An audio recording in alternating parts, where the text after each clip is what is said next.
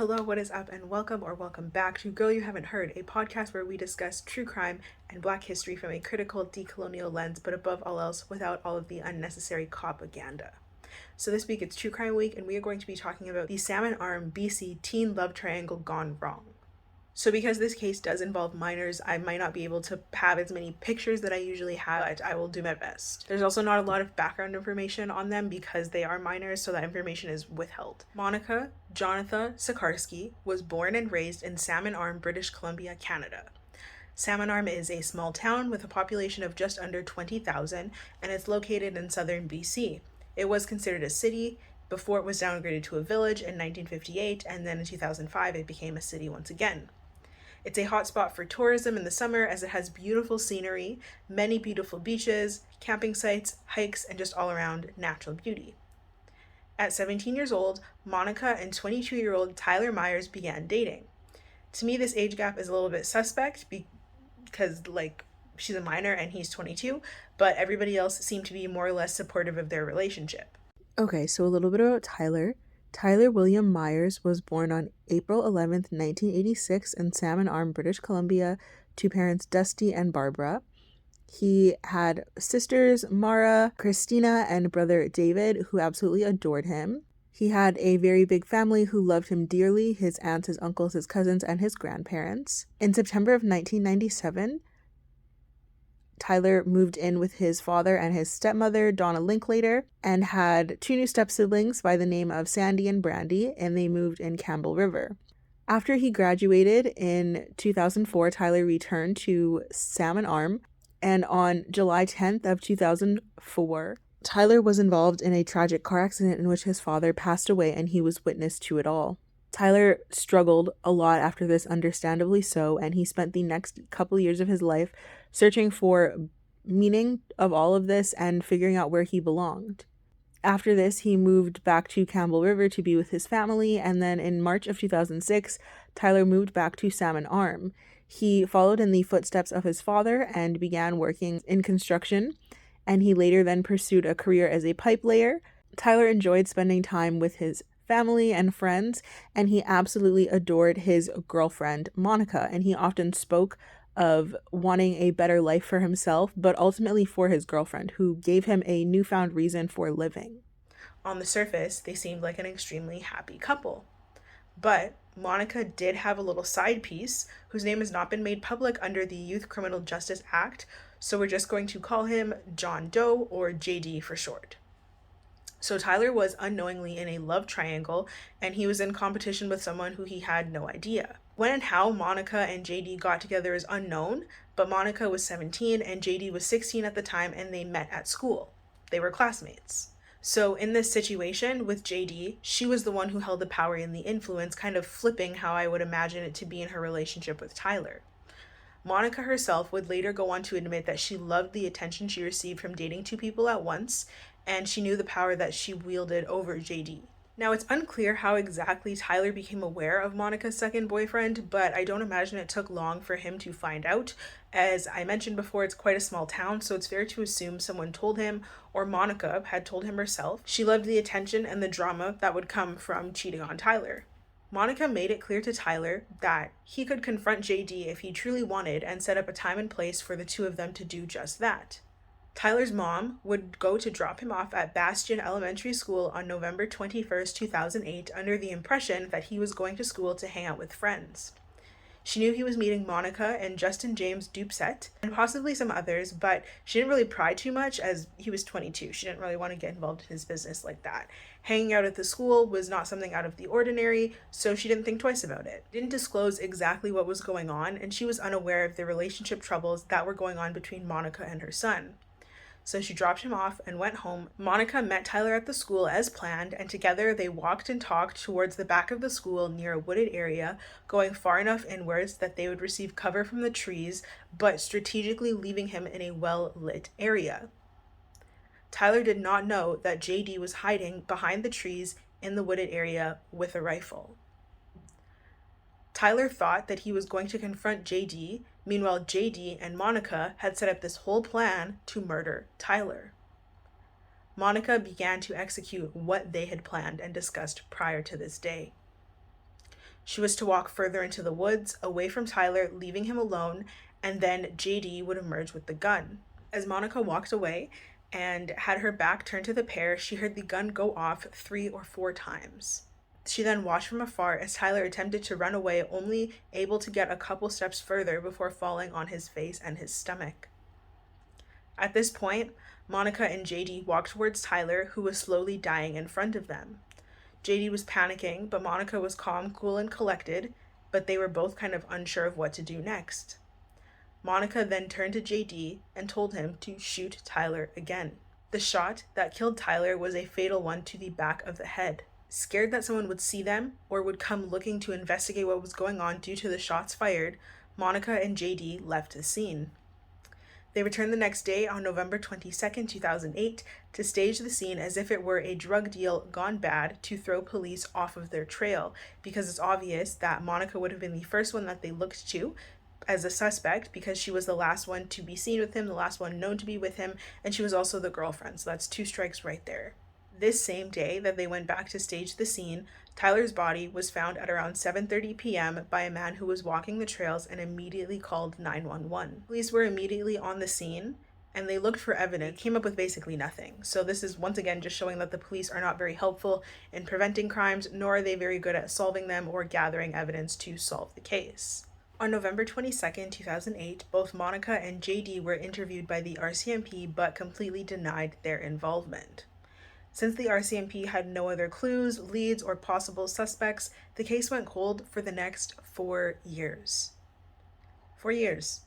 What the hell is even that? 4 years. So, just showing again, the police are not effective. How you go 4 years with no other clues, leads, or any other possible suspects? Why are you so honed in on Monica from the start? A short while later, in December of 2008, Monica actually broke up with JD and began to date one of Tyler's friends. Oh, you nasty. So this just goes back to the point where she talks about how she was looking for attention and validation and just liked the drama that she was able to create by using men. The RCMP had tunnel vision, and so they kept trying to find ways to prove that Monica was responsible for Tyler's murder. And they decided to run a Mr. Big operation. This is an undercover operation in which the police try to convince the suspect to confess by telling them that they're talking to a crime boss or gang leader who is really just an undercover police officer that wants them to work for him or be a part of their gang. This to me seems extremely excessive, and you'd have to be kind of foolish to fall for this, but that's just my personal opinion. The BC RCMP have actually used this tactic in other cases, like with Gary Taylor Handlin, but it's often deemed unethical and seen as a way of manipulating the suspects. And judges often rule the so-called confessions inadmissible in court due to the manipulative and persuasive nature of the confession. In Monica's case, they used a group of officers to pose as a bunch of high-ranking gang members. They convinced her that they sought her out to recruit her to be a part of their gang, and she believed them. Why she would believe them, I don't know. What does this 17-year-old white girl bring to the table that a gang would need her so badly? Again, don't know. They inquired about Tyler's death, and she just told them all about it because she was under the impression that they would help her pin the murder on someone else who was willing to take the fall for anyone involved. She also outed JD's involvement in the whole thing and even later introduced him to the undercover officers. On October 29th, 2012, the two murderers met with an undercover officer, and JD admitted to his complete involvement due to advisement from Monica. In early November of 2012, a week after they met with the officers involved in the Mr. Big operation, the RCMP announced that the two teens were arrested and charged with first-degree murder, but at the time, both were minors, so their names weren't made public. Justin James Doucette was also arrested and charged towards the end of 2012. He was charged with accessory after the fact to murder and obstructing justice related to the death of Tyler, but those charges were eventually dropped in 2014. Why? Not really clear, just that they're dropped. The assumption was that he also returned the day after the murder to help them stage the scene and just didn't rat on them, but it's likely that things were dropped due to lack of evidence. If Monica didn't snitch on herself and out herself to the Mr. Big operation, it's very likely this case would have just gone unsolved. So JD's trial happened first, and he was tried at the BC Supreme Court level. The Crown prosecutors, or the prosecuting attorneys, they wanted him to receive a life adult sentence through a charge of first-degree murder. Jayda agreed to being the one who fired the shots at the beginning of the trial in an effort to plead guilty to second-degree murder. The prosecutors ignored this plea and decided to go ahead anyways with the trial of first-degree murder. During Jayda's trial, he testified to defend himself, in which he admitted to shooting Tyler, but only did so under Monica's orders and instructions. He also said that he was only intending to scare Tyler in order to make him leave Monica alone because that's what Monica really wanted. When the shot hit Tyler the first time, he says that he panicked and then just immediately fired 2 more shots. He then admitted that the pair of them returned the next day and went through Tyler's pockets in order to stage the scene as a drug deal gone bad under Monica's advisement. So basically, Monica was the mastermind. He then talked about how he and Monica were interviewed by the police the next day, where they both denied any knowledge and involvement in the murder. Now, throughout his actual trial, a psychiatrist testified that he found Jayda and Monica definitely colluded with one another, but also added that Tyler's murder required significant planning and intention. Jayda's defense attorney was arguing for him to be sentenced as a minor in order to avoid him becoming institutionalized or preyed on by other men who are in prison serving life sentences.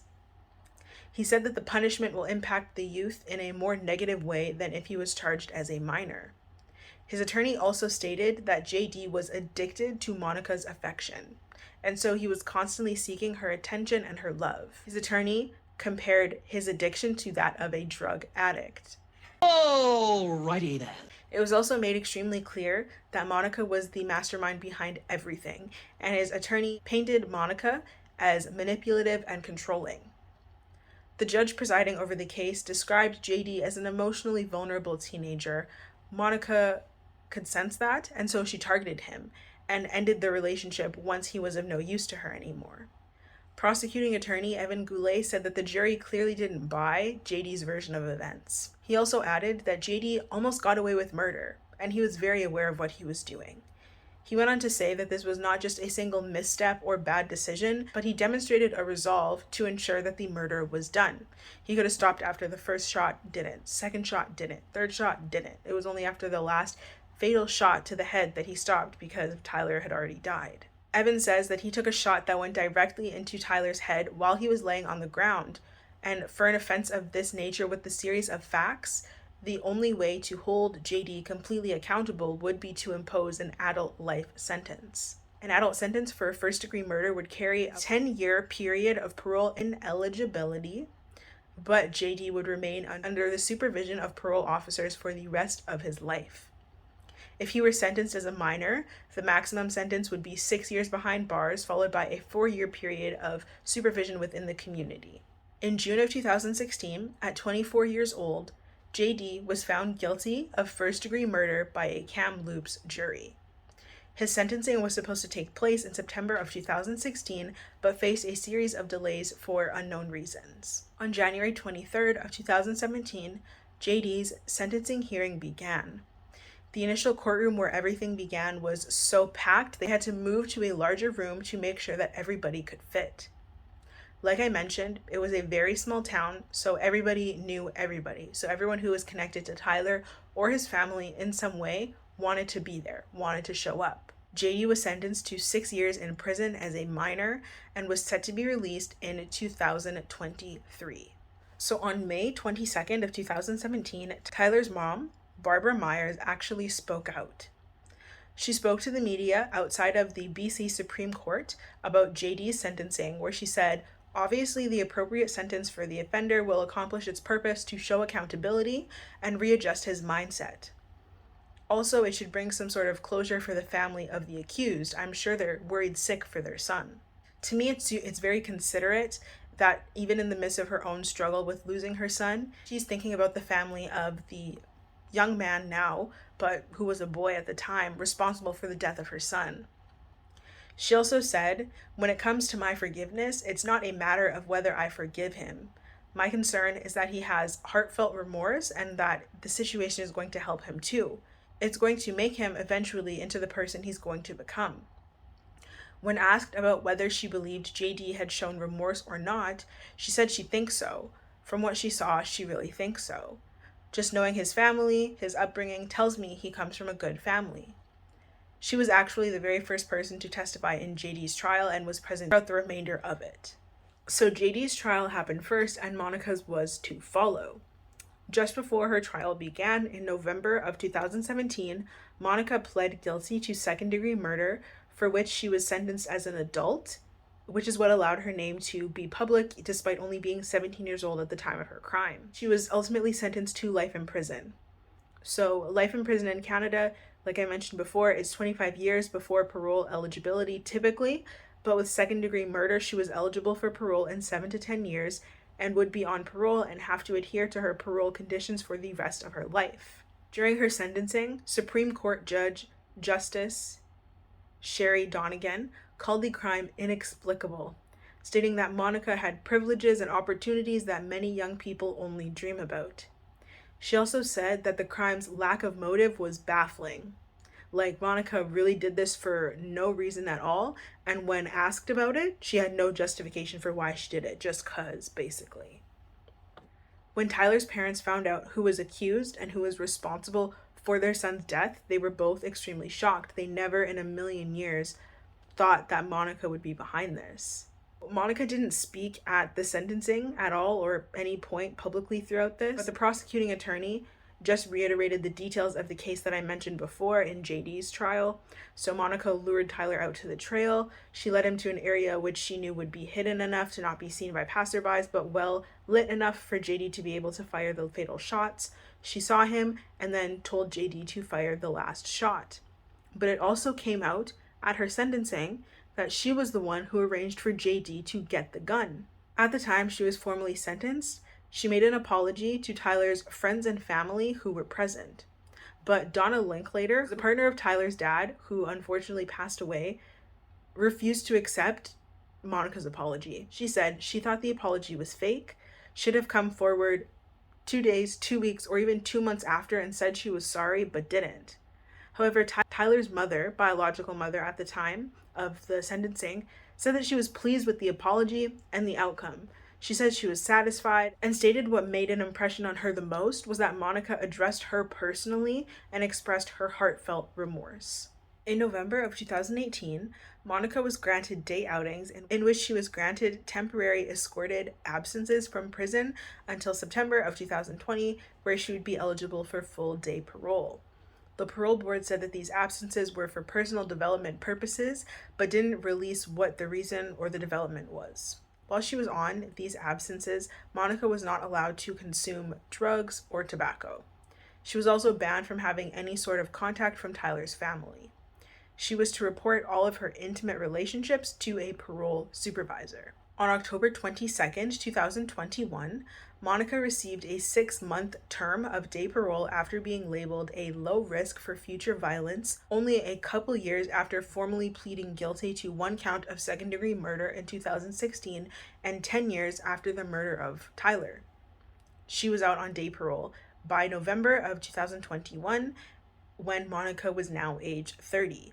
Day parole releases a person from prison and allows them to be out and about during the day, and they have to return to a community-based residential facility or halfway house.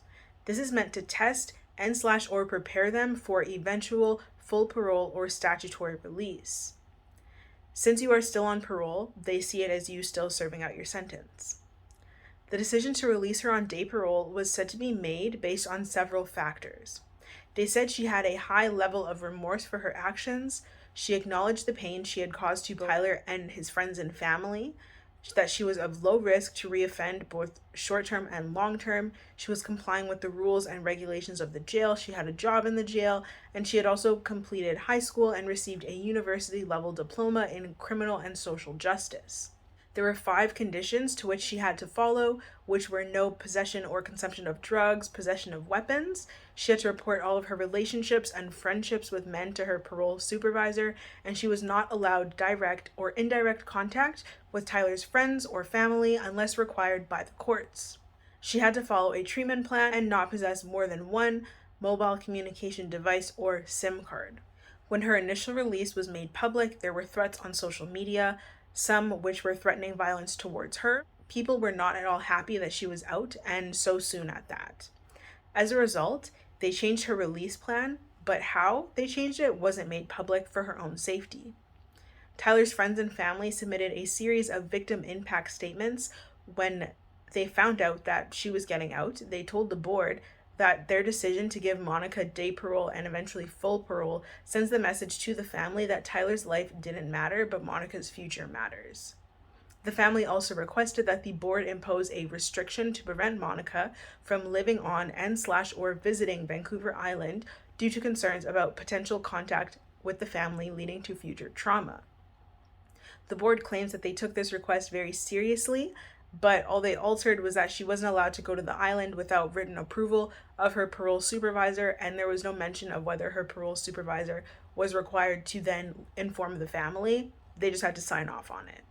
On June 6th, 2022, after she was released from prison and put into a halfway house, she missed her curfew one night when she was out drinking with a friend for dinner.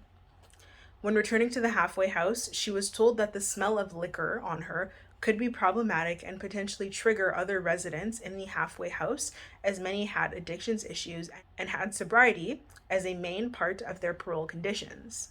After her parole was reevaluated, the parole board added an extra no alcohol condition to her release and extended her day parole for an extra 6 months. The parole board stated that the use of alcohol within months of being released into the community is concerning. When she returned to the center in which she was living, her use of alcohol was easily detected and she was also late. So while these things may be viewed as minor infractions, the board sees them as serious enough in that they present an entitled attitude and an indifference to the fact that she received the privilege of serving out the rest of her sentence in the community. They said given the circumstances, it's clear her decision-making and consequential thinking skills need work. We have now come to the part of the podcast where I discuss my thoughts. Okay, so first and foremost, I just want to point out that I personally have very mixed feelings about the verdict and ultimately how this case ended up. I do think that white privilege had a lot to do with the way that the case ended up and the light sentences that they got, but I personally don't believe that imprisonment and the carceral system is a valid way of rehabilitating people as it likes to pretend that it does. So I do think that people are getting it twisted at the point that allegedly incarceration was created for and the prison system is created for. They work under the guise of rehabilitation. So if that's the purpose, why do people get so upset and so pressed when people are released from prison? Isn't the ultimate goal that people are released and become functioning members of society? I don't understand. I think there's a big disconnect there. If you want to punish somebody, then that's completely different. I don't think that either reasons are valid for someone being imprisoned, whether it's punishment or supposed rehabilitation. I don't think it works either way.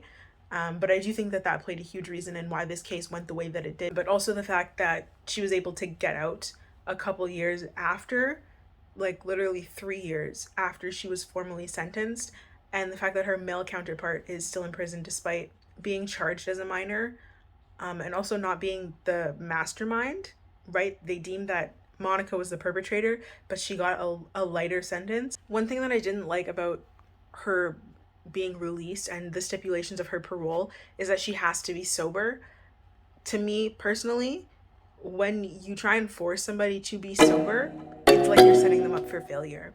If you don't personally choose sobriety and it's forced on you, it's very unlikely that it'll stick. So I think if they do genuinely want people to succeed in this carceral prison system and they're trying to release people and set them up for success, you have to teach people harm reduction. Those principles should apply if you're trying to make sure people can genuinely succeed and still live a happy and fulfilling life. Because me personally, I am sober. I don't drink, I don't smoke, I don't do anything. But that was a choice that I made. If it was forced upon me, I wouldn't do it. I just wouldn't, because then it wouldn't be something that I wanted, something that I felt called to do or participate in.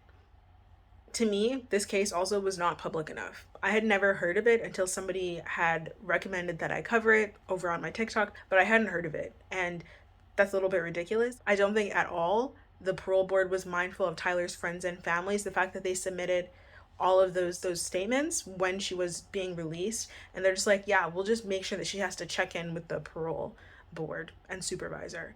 but not mentioning, okay, well, are they going to get an alert when she's in town? Like, are they going to know where to avoid? Like, that would just be very traumatic for them to have to see her all of the time. So I understand why they made those requests, and I don't think that they were followed through enough to be mindful of the family's feelings and protect their feelings.